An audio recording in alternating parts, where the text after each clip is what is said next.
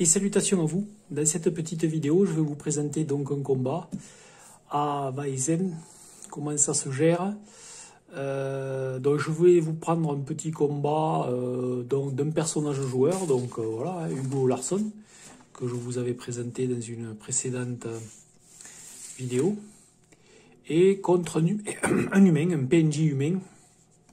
Alors je préfère un PNJ humain que un Weizen, parce que bon, les Weizen sont déjà très puissants, donc vous ne verrez pas la peur, la notion de peur qui est propre plutôt à quand les humains affrontent des créatures innommables, horrifiques, et les monstres surnaturels ont des groupements de dés.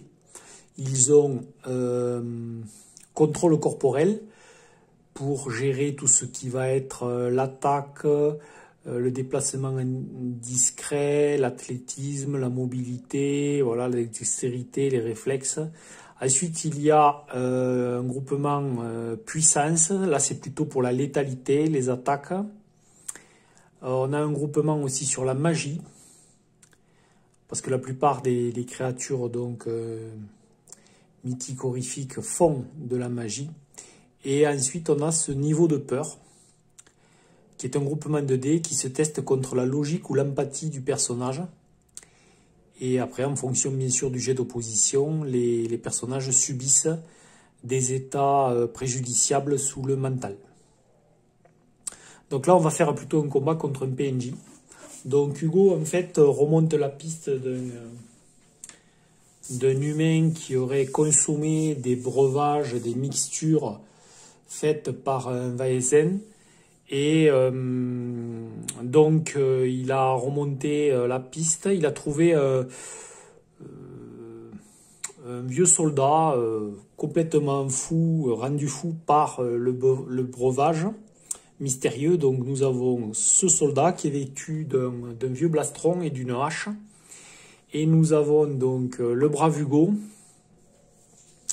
qui dispose d'un revolver. Donc un revolver, ça a une portée de 0 à 1 zone. Donc là, c'est la zone d'Hugo, ça c'est une zone adjacente. Donc voilà, il y a 4 zones sur cette petite map. Donc là, on a la cabane du soldat fou.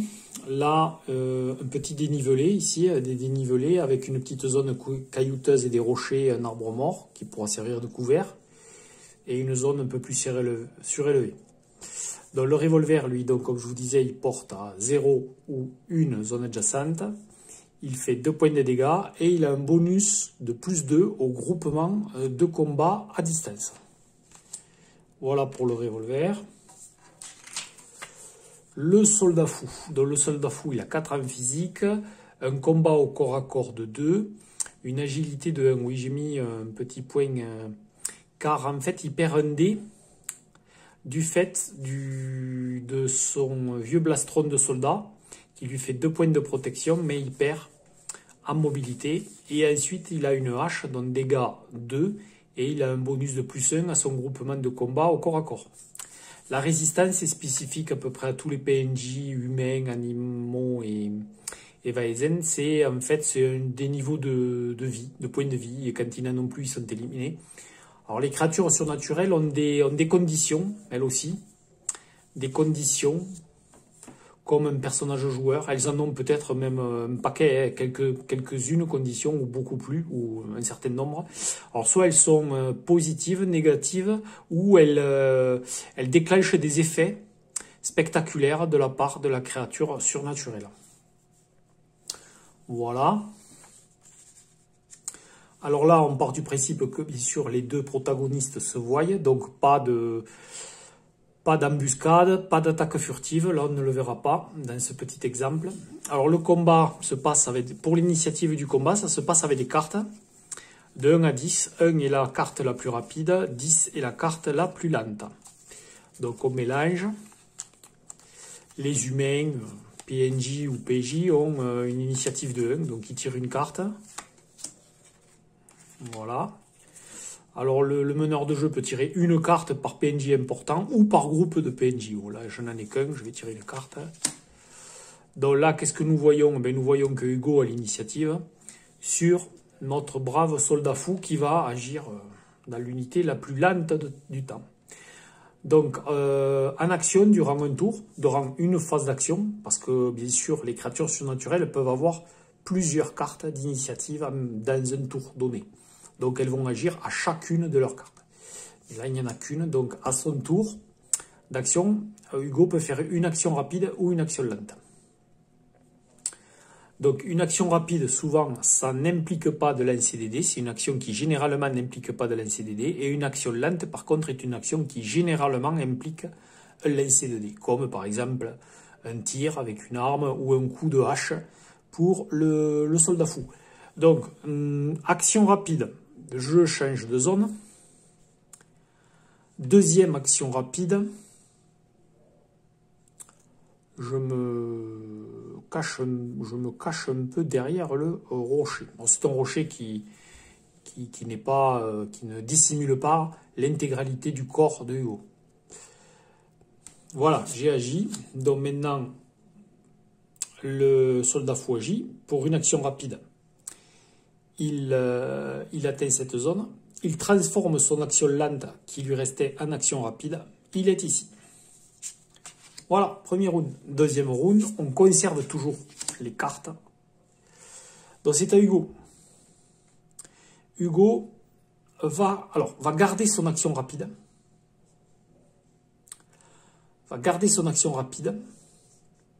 Les actions rapides, pendant les tours des adversaires, deviennent des réactions. Donc comme il agit en premier, il vaut mieux qu'il thésaurise pour le round une action rapide. Donc il va faire son action lente. Donc il va enclencher. Il va incliner sa carte comme ci pour se rappeler qu'il aura quand même une réaction possible. Donc, les actions du pistolet. Il a 3 en précision,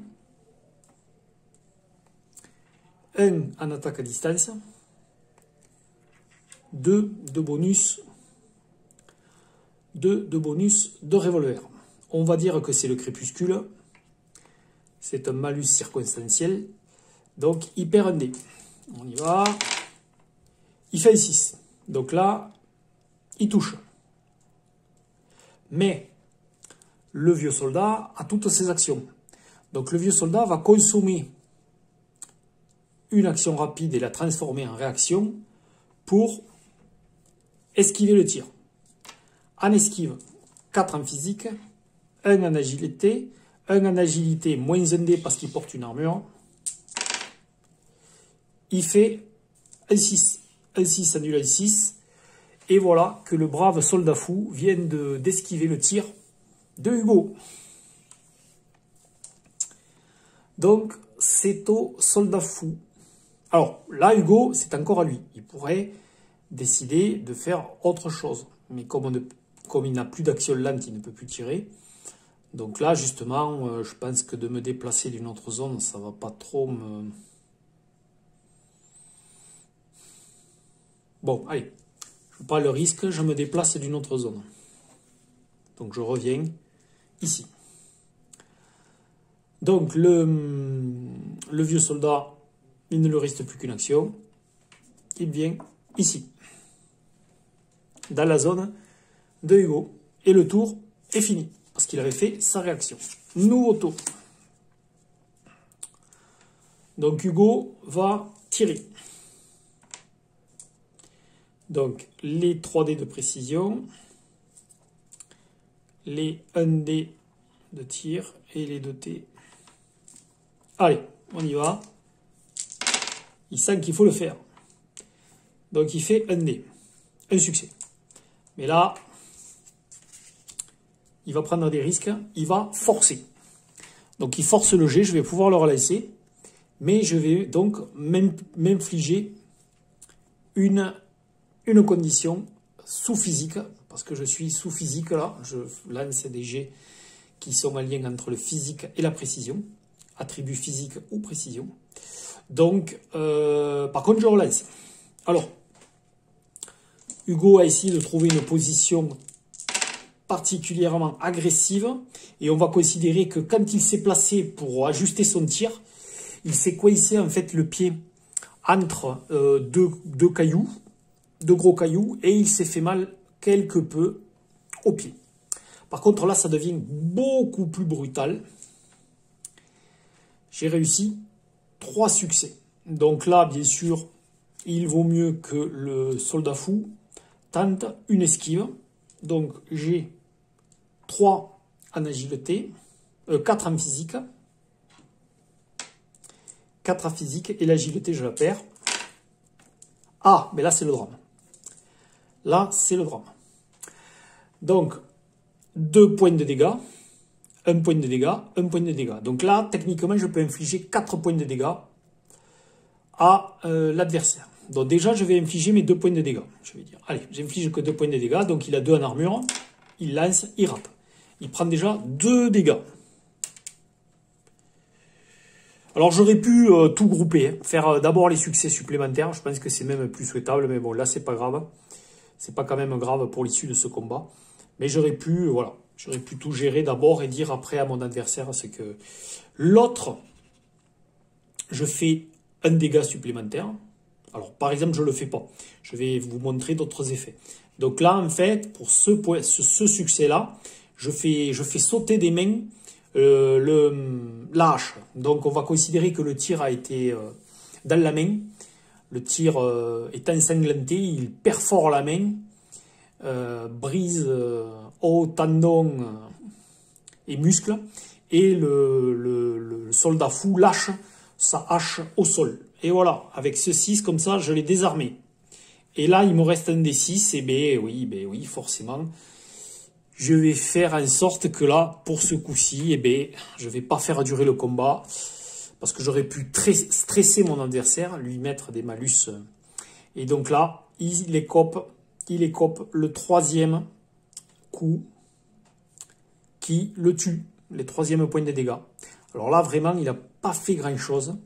Ce brave soldat fou, il n'est pas arrivé trop à exprimer sa létalité. J'ai eu de la chance aussi sur déjà le fait que j'ai eu l'initiative, hein, parce que si on refaisait le combat et c'est Hugo qui a le 10 et le soldat fou qui a le 3, ça aurait pu être différent. Et j'ai après eu quand même quelques chances aussi au niveau des esquives. Voilà, mais ça s'est assez relativement bien passé pour Hugo. Donc voilà, le soldat fou est out. Donc là, j'ai perdu un point de condition. Mais comme j'ai mon petit memento, donc bon, Hugo sort assez fatigué et renté du combat. Il a survécu, mais il a beaucoup stressé quand même malgré tout. Même si ça s'est relativement bien passé pour lui. Après quelques tirs, le dernier a été des plus horribles. Le soldat fou est en train de se vider de son sang avec la main complètement explosée, avec ce tir très adroit dans la main du soldat fou.